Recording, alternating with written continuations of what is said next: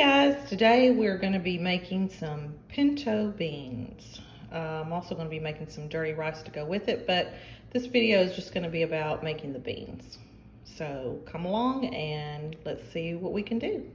The first step that we're going to do today in making our pinto beans is you got to sort through these beans, and the reason why you sort through them is just to make sure that there's no rocks, because although they do try to avoid that when they're packaging them, some do slip through the cracks. And I also take these little pieces of beans out that are split. It's just really preference, but I like to do it. So you just kind of sort through them, and I usually put it in a colander so that way whenever I'm done, I can just rinse them and really wash my beans really good before I put them in my actual pot that I'm going to cook them in. So let me do that and we can get started. Okay guys, we've already went through our beans, rinsed them really well and washed them, put them in our pot, and now we need to add some water.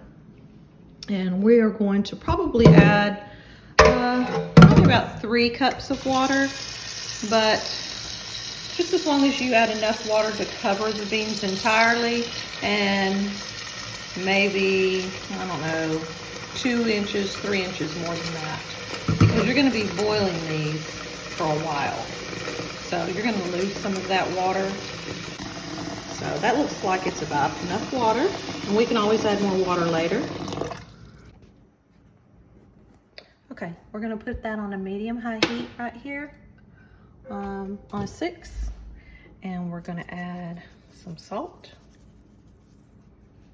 and then we're just going to let it come up to a simmer, and we're going to let that thing boil for a while. So we'll come back. We are now ready to add 1 pound of your favorite sausage that you will cut up into small pieces, and you're also going to add 1 full bell pepper, 1 full onion diced up as well. You also need 1 can of Rotel tomatoes.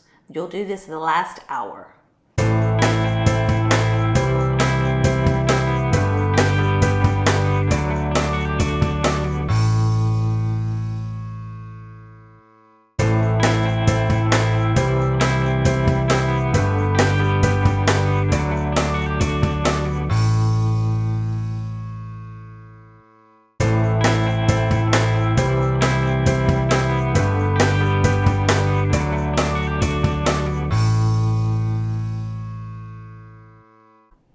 At this point, we're going to season to taste, where you'll add your salt or pepper or any other ingredients that you like, and then it will be time to eat.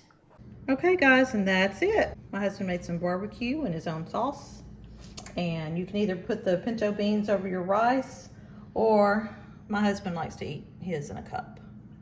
So there you have it.